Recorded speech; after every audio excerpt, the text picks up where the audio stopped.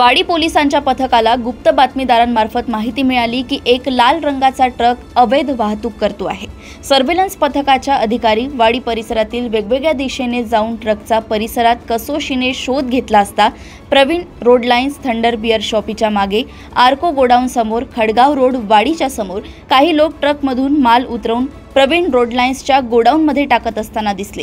वाहनाच्या ड्रायव्हर यांना त्याचे नाव व पत्ता विचारला असता वाहनातील मालाबाबत विचारणी केली असता त्याने उडवाउडवीची उत्तरे दिल्याने सदर वाहनाच्या आतमध्ये असलेल्या मालाची पाहणी केली।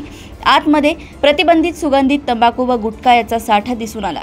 पोलिसांनी लागलीच अन्न सुरक्षा अधिकारी, अन्न औषधी व प्रशासन महाराष्ट्र राज्य नागपूर यांना फोनद्वारे व लेखी पत्र देऊन माहिती दिली असता ते घटनास्थळावर हजर होऊन 2 पंचांसमक्ष पाहणी केली।